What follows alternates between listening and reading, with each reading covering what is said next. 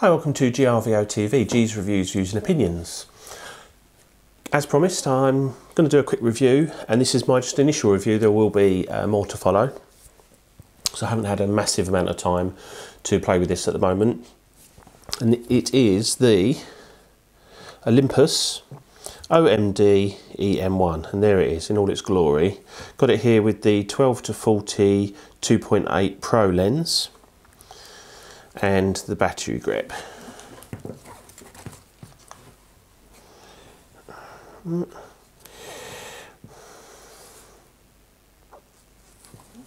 Okay, now I just want to, I don't know if it comes across on these videos as to how enthusiastic I am about these micro four thirds cameras and systems and lenses, and I've got some more lenses to do reviews on, and it's just every time I use it, it's like the only way I could describe it, especially using this camera, is I'd be quite happy to go out and use this all day and not get any decent photos, because the joy is partly in the use of it. And let's face it, if you've got something you enjoy using, surely you're going to use it more, you're going to want to use it more. And it's that on top of style, which I love, build quality, which is stunning, image quality is unquestioned in these, and the joy of using them. It's just not. It takes photography to a new level. So the OMD EM1. Now I had a choice between the EM1 and the GH4, which I'm recording on now. I've got a GH3 here just for comparison.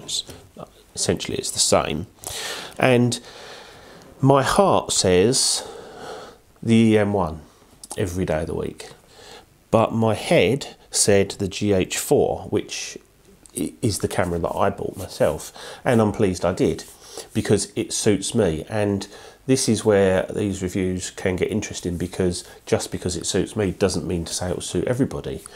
I think it's fantastic, but I prefer the style, the look, the build quality, and just the whole sort of package of the EM1. Now, when I first tried it, one of the reasons I went for the GH4 was because the grip felt nicer on the GH4. It's a much chunkier grip. It seems to fit my hand better, and that is the case. However, with the battery grip on, it's a whole new ball game.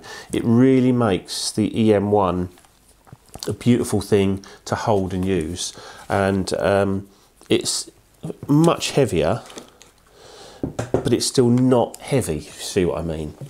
So to make it simple, if you was choosing between, like I did, the GH4 and the EM1, first thing I do is try them out. The second thing is, if you want video and the video functions and you need a fully articulating screen, then the GH4. If you're a real photography enthusiast, you're not so worried about the video, you don't need the tilting screen. I mean, this screen does tilt, but only up and down. You can't see the screen, so it's not fully articulating. So it's still a good screen.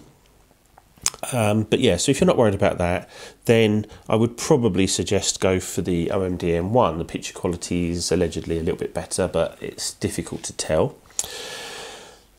The lens that I've got on here, the 12-40 Pro lens, is just, it's gorgeous, absolutely gorgeous. It does really good close focus. You could almost use it as a macro lens. It's got a function button on it separate. It's weather sealed, as is obviously the body and the grip and everything.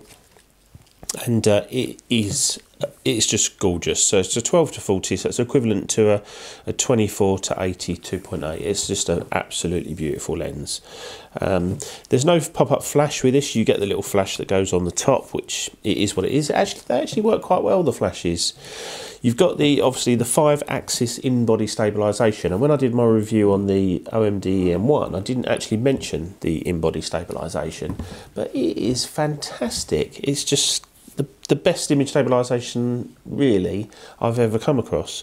I mean, the image stabilisation in the lenses the Panasonic do is pretty spectacular, but this, when you stick on a prime lens and it's got 5-axis image stabilisation, it's just it blows me away, it really does. Compared to the EM5 here, obviously with the grip on, it's a big chunky camera and fairly heavy. If we take the grip off for a moment and put them side by side, it's you know, they're not too different. Obviously you've got the big grip on there, but ultimately, yeah, it's a much bigger camera. So there they are alongside each other, and it is a much chunkier camera, it's a heavier camera, and for me, I'm sticking with the EM5 as my backup because I wanted a small light camera, and it fits the bill. So, and there's the GH3 obviously next to it as well, so it sort of goes up in stages. The EM1 is more, it's getting closer to the GH3, GH4 size. I'm still happy that I bought the GH4, but I think I would have been just as happy, to be fair, with this, although, you know, the GH4 just fits my needs better. The resolution on the screen is fantastic. It's a beautiful screen, lovely and clear, and if you've used an OMD EM5 or one of these, I mean, for me it was quite straightforward and very easy to control. Now, talking of controls, there's a couple of things over this that is much better than this, and what they are is that first of all, you've got the two dials. You've got the front and rear dials. So the way I'd have it set up, for instance, is in aperture priority, say, the front dial I'd have set to the exposure, so f-stops. The rear dial I'd have set to exposure compensation. Then on the back there's a little lever which has got a 1 and 2, mode 1 and 2. When you flip it to mode 2, you can have ISO and white balance. Flick back to your f-stops and your exposure compensation. Over on this side we've got a couple of dedicated buttons for the autofocus and ones for HDR and also frame rates. So you can basically, we're in mode 1, click on this front button and you get an option of the front dial is HDR, the rear dial is the single, high speed, low, timer, etc. on there. Now when you press the bottom button on there, you've then got with the front dial your spot metering, ESP, etc. and on the bottom dial you've got the manual focus, continuous autofocus, single autofocus. Fantastic, and that's all direct from those buttons. If you flick into mode 2, those two buttons then do other things, like I've got that's bracketing, and the bottom one is all the flash details. And you know, it's intuitive, it's easy to use.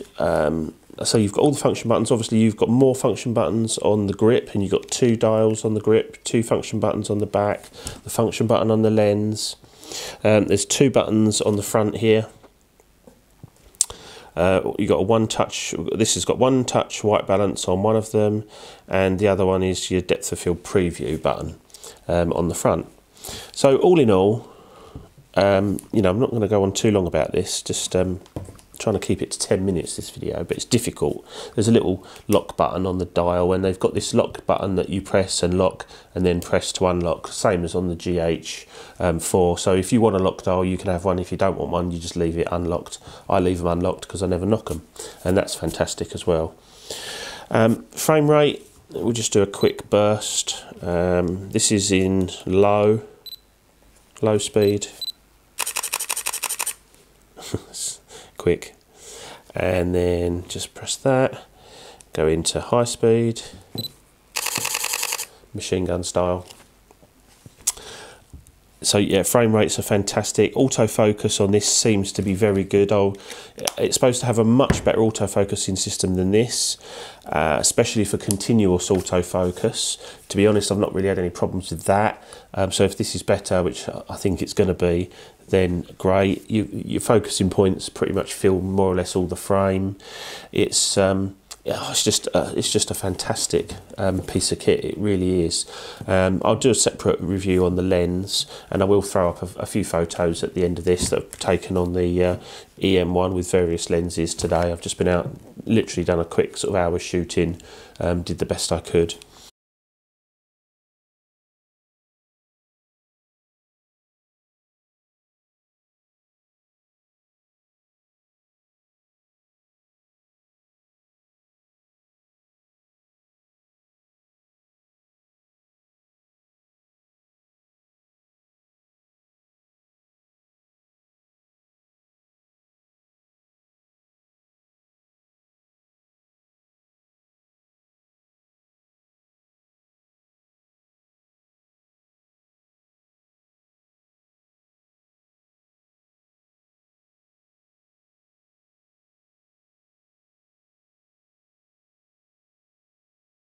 So there you go. That's just my initial thoughts on the OMD EM1. This has been GRVO TV, G's Reviews, Views and Opinions. I'll see you soon. Bye.